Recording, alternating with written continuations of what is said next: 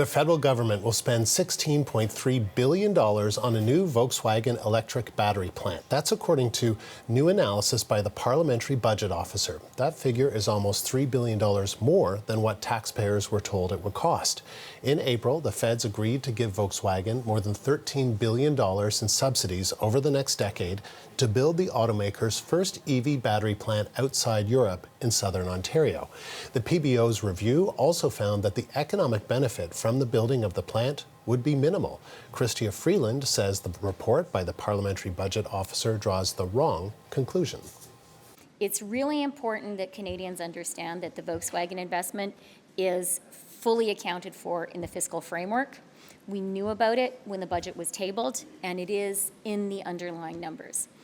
The numbers that the PBO is working off of are numbers in the embedded in the fiscal framework, which were provided to the PBO by the Department of Finance. So we're working off of the same numbers, and the point of difference is on the tax treatment of the investment. The IRA incentives are not taxable.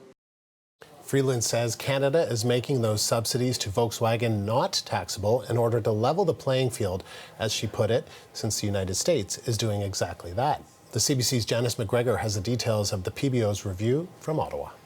I saw the headline, the top line number coming out of this report was more like 16 billion, and everyone was like, what? Because when they had described it previously, even taking a very generous read of all the production subsidies that the government of Canada might be offering as part of this deal through to sort of the end of the Inflation Reduction Act in the US, which is of course the subsidies, American subsidies that they now have to level the playing field and keep up with. That was, a few billion higher. What's the deal? Well, it was a tax adjustment that the PBO felt it needed to make on top of what had been already announced in terms of the capital expenditure grant and the production subsidies that sort of were already disclosed. Why did they add a tax adjustment? Well, they said normally when companies receive money like this, it is in Canada taxable, but in the US it isn't taxable. So the PBO kind of calculated an adjustment and slapped it on top of it. But you heard Chrystia Freeland say there that to compete with the US, they aren't going to make this money taxable. It was never going to be taxable, I guess, as part of their deal. This deal is commercially confidential. The PBO made this without having seen the deal. So I guess didn't have the benefit of that knowledge and went ahead and drew their conclusions and did their math anyway, despite that. So the tax adjustment, a bit of a gap between sort of what they had told us about this and what the PBO calculated, but it appears that the PBO is mistaken. The other thing, though, just in terms of the big picture, Chrystia Freeland, again, saying that she feels it would be a mistaken choice not to get in on the EV battery infrastructure, not to be wanting this kind of domestic production in your country. We were just talking about geopolitics. The PBO doesn't consider carbon emissions. He doesn't consider, the other benefits of getting more EVs on the street and making them here in Canada, having an infrastructure here in Canada as part of that, and no longer sourcing your batteries from China at a time when that country is taking an increasingly hostile foreign policy. The CBC's Janice McGregor in Ottawa. So would the plant be worth it if it costs billions of dollars more? Joining us to discuss that is Greg Mordew. Greg is an associate professor at the Faculty of Engineering at McMaster University, and he joins us now live from Drumbo, Ontario. So Greg, what do you make of this report? 13 billion, and now we're hearing 16 billion. Well, it's, I think by any standard, for the last couple of months, we've known it's a tremendous amount of money. We knew a year and a half ago or less when Stellantis came online with their factory that has yet to be come back on stream in Windsor, that we thought we all took a deep breath and realized, $1 billion of incentives for a $5 billion battery plant. That was quickly blown out of the water to elevate to 13 or 16 billion, and here's where we are. That's where we are today. So is it worth it? Is $16 billion worth it? Well, I suppose it's the context that we're interested in, and I'm not absolutely convinced that there are additional ancillary benefits for a battery plant that are not greater that are not as helpful as an assembly plant, an automotive assembly plant, for example. And the general price, if you will, for an assembly plant in terms of incentives is between 500 million and $1 billion. So here we are at $16 billion, potentially as much as $16 billion for a battery plant. Now, what we're talking about is to level the playing field with the U.S. But the playing field insofar as the Canadian automotive industry is a lot different than it is in the U.S. In the US, $16 billion for a battery plant gets you a battery plant, but it also gets the infrastructure associated with all of the higher order, knowledge intensive work that happens in proximity to the automakers' headquarters, the Teslas, the General Motors, the Fords.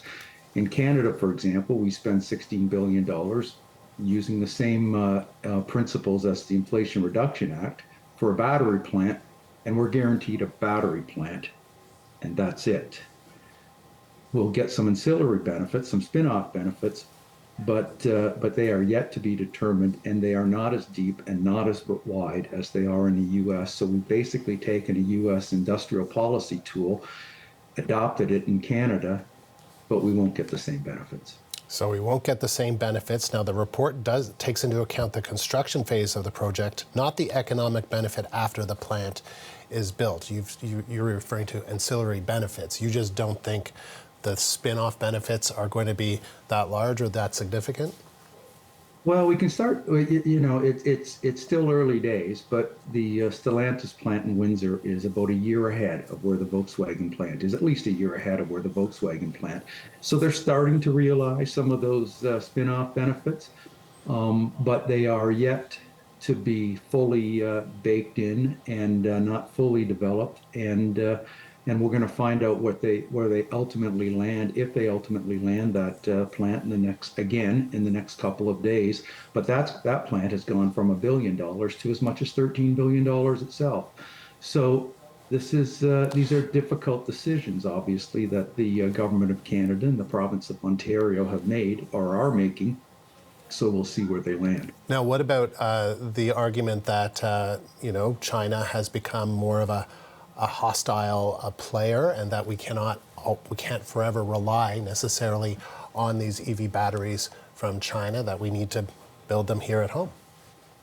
Well, what we're scrambling to do right now is to compete with the U.S. in the Inflation Reduction Act, which is primarily built around production, insofar as the batteries are concerned, built around production incentives.